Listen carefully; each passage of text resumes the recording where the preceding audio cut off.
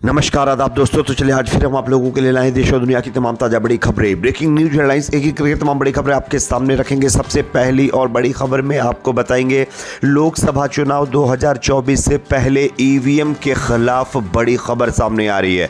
एक और दिग्गज नेता ने अब ईवीएम के ऊपर सवाल खड़े करते हुए कई आरोप लगाए हैं। क्या कुछ कहा, इसकी जानकारी आगे आपको देंगे। साथ ही साथ अगली बड़ी खबर में आपको बताएंगे दोस्तों, कांग्रेस पार्टी के लिए अच्छी खबर सामने आ रही है।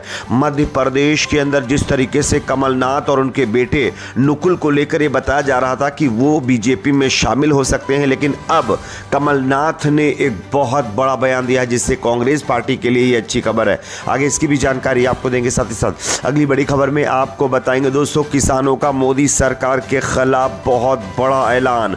मोदी सरकार की 5 फसलों पर एमएसपी वाली जो एक तरीके से प्रस्ताव था उसको खारिज करते हुए किसानों ने फिर से एक बार इस आंदोलन को लगातार करने का ऐलान कर दिया है। आगे इसकी भी जानकारी आपको देंगे। साथ ही साथ अगली बड़ी खबर में आपको बताएंगे दोस्तों, गाजा के अंदर इजराइल हमास के बीच चल रहे मुकाबले को लेकर के अब भारत के मजदूर यूनियन ने एक बहुत बड़ा फैसला लिया है। आपको बता दें कि जल परिवहन श्रमिक संघ ने अब इजराइल के लिए हथियार ले जाने वाले जहाज़ों के लिए काम ना करने का ऐलान किया है दोस्तों। आगे इसकी भी जानकारी आपको देंगे। साथ ही साथ अगली बड़ी खबर में आपको बताएंगे, चाइना ने अब गाजा को लेकर एक बहुत बड़ा ऐलान कर दिया है जिससे इजराइल को ज़बरदस्त झटका लगा है। आगे इसकी भी जानकारी आपको देंगे। साथ ही साथ अगली बड़ी खबर में आपको बताएंगे दोस्तों कि रशिया के जो राष्ट्रपति हैं व्लादिमीर पुतिन, उनकी तरफ से गाजा के लोगों की मदद को लेकर के एक और जो है बड़ा ऐलान किया गया है। इसकी भी जानकारी आपको देंगे। साथ ही साथ दोस्तों, स्पेन ने अब इजराइल से तमाम जो है अपने जो रिश्ते हैं वो ख़त्म करने का ऐलान कर दिया है। आगे इसकी भी जानकारी देंगे। साथ ही साथ कुछ और अपडेट गाजा से सामने आ रहे हैं जो आपको बताएंगे। उससे पहले एक छोटी सी रिक्वेस्ट आपसे करेंगे दोस्तों, अगर आप भी चाहते हैं कि हमारे देश में जिस तरीके से ईवीएम का इस्तेमाल किया जाता है, ईवीएम की बजाय बैलेट पेपर से चुनाव में जो है वोटिंग होनी चाहिए, अगर मेरी इस राय से आप सहमत हैं तो कमेंट सेक्शन में अपना फीडबैक ज़रूर दीजिए। इस वीडियो को ज़्यादा से ज़्यादा लाइक करिए और चैनल पर नए हैं तो सब्सक्राइब करके बेल आइकन को ज़रूर प्रेस कर लीजिए। बात करेंगे पहली और बड़ी खबर की। जैसा कि आप जानते हैं दोस्तों, ईवीएम मशीन एक ऐसी मशीन जिसको लेकर देश में लगातार विवाद चल रहा है। तमाम लोगों का मानना है कि मोदी सरकार और चुनाव आयोग मिलकर ईवीएम के जरिए चुनाव में धांधली करवाते हैं और चुनाव जीतते हैं। हालांकि ऐसा है, हम इसकी पुष्टि तो नहीं करते, लेकिन ईवीएम को लेकर जिस तरीके का संदेह जाहिर किया जा रहा है इस पर जरूर चुनाव आयोग को, सरकार को संज्ञान लेना चाहिए। लेकिन दोस्तों, ईवीएम को लेकर लगातार चल रहे विवाद के बीच अब आम आदमी पार्टी के एक और विधायक ने इसको लेकर बड़ा बयान दिया है। मैं आपको स्क्रीन पर खबर दिखाना चाहता हूं, आप देख सकते हैं। अगर ईवीएम से चुनाव हुए तो यकीन मानिए फिर से मोदी जी आएंगे, संविधान खत्म होगा और मनुस्मृति वापस आएगी।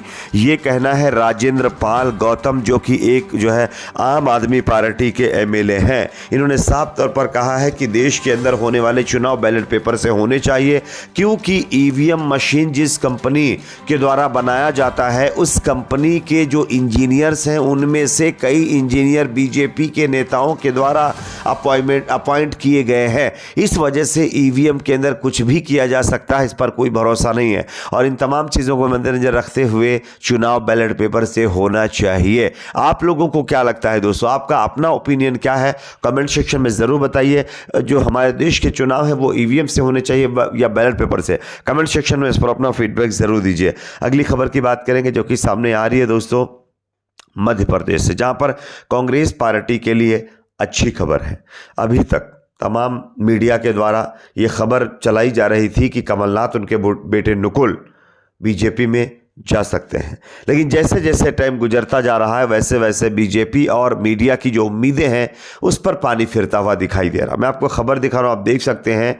जितेंद्र सिंह ने दावा किया है, जो कांग्रेस पार्टी के नेता हैं जितेंद्र सिंह, उन्होंने दावा किया है कि कमलनाथ और नुकुलनाथ दोनों ही भारत जोड़ो न्याय यात्रा के मध्य प्रदेश आने पर उसमें शामिल होंगे। इसके लिए कमलनाथ तैयारी भी कर रहे हैं। साथ ही साथ जो कमलनाथ हैं उनकी तरफ से ये दावा किया गया है कि वो ना तो बीजेपी में जाने के लिए कोई प्लान बना रहे थे, ना वो बनाएंगे। वो कांग्रेस में थे और हैं और रहेंगे। और इस बयान के सामने आने के बाद मीडिया के अंदर खामोशी है और बीजेपी की उम्मीदों पर पानी फिर गया है दोस्तों, क्योंकि बीजेपी और मीडिया दोनों ही ये चाह रहे थे कि कमलनाथ बीजेपी ज्वाइन करें, लेकिन ऐन वक्त पर कांग्रेस पार्टी की आला कमान ने कमलनाथ को मनाने में शायद कामयाबी हासिल कर ली, जिसके चलते कमलनाथ ने एक बार फिर कांग्रेस में ही रहने का फैसला किया है, जिससे बीजेपी के लिए बहुत बड़ा झटका माना जा रहा है और कांग्रेस पार्टी के लिए यह अच्छी खबर हो सकती है। अगली खबर की बात करेंगे दोस्तों, जो कि सामने शंभू बॉर्डर से आ रही है, जहां पर किसानों ने मोदी सरकार को जबरदस्त झटका दिया है। दरअसल संयुक्त किसान मोर्चा ने सरकार का प्रस्ताव खारिज कर दिया है और साफ तौर पर कहा है कि एमएसपी से कम पर बात नहीं होगी। शंभू बॉर्डर पर डटे किसानों ने सरकार के प्रस्तावों को किया पूरी तरीके से खारिज। कहा 23 फसलों पर एमएसपी से कम पर बात नहीं होगी। क्या कि सरकार जिस 5 फसलों को एमएसपी के अंदर लाने की कोशिश कर रही है और जो प्रस्ताव दे रही है उसको किसान नहीं मानेंगे और किसान सारी की सारी 23 फसलों पर एमएसपी चाहते हैं और सरकार इस पर राजी नहीं हो रही, जिसके चलते किसानों ने लगातार अपने आंदोलन को आगे बढ़ाने का ऐलान कर दिया है, जिससे मोदी सरकार की मुश्किलें बढ़ रही हैं दोस्तों। अगली खबर की बात करेंगे जो कि सामने आ रही है। इजराइल के लिए हथियार ले जाने वाले जहाज़ों के लिए काम नहीं करेंगे।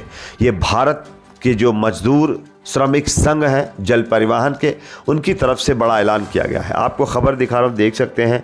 प्रमुख भारतीय बंदरगाहों पर लगभग 3500 श्रमिकों का प्रतिनिधित्व करने वाले water transport workers federation of India की ओर से कहा गया है कि उसने इजराइल या किसी अन्य देश से हथियार कार्गो को लोड या अनलोड करने से इनकार करने का फैसला किया है, जो फ़लस्तीन के साथ वॉर का हिस्सा हो सकते हैं। ये अपने आप में बहुत बड़ी खबर है। Water transport workers federation of India ने घोषणा की है कि वह हथियार ले जाकर इजराइल जाने वाले किसी भी जहाज पर हथियार लोड या अनलोड नहीं करेंगे।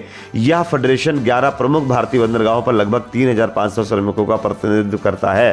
बीते 14 फरवरी को संगठन द्वारा जारी प्रेस जो है विज्ञप्ति में कहा गया है कि इजराइल या किसी अन्य देश से हथियार कार्गो को लोड या अनलोड करने से इनकार करने का फैसला किया गया है, जो फ़लस्तीन से वॉर के लिए सैन्य उपकरणों या उससे संबंधित कार्गो का हिस्सा हो सकते हैं। क्योंकि भारत से लगातार इजराइल को ड्रोन एक्सपोर्ट किए जा रहे थे और उसी ड्रोन का इस्तेमाल इजराइल जो है गाज़ा के अंदर कर रहा था और इसी से नाराज़ होकर के अब जो श्रमिक संघ है उसकी तरफ से ऐलान किया गया। अगली खबर की बात करेंगे जो कि सामने आ रही है दोस्तों।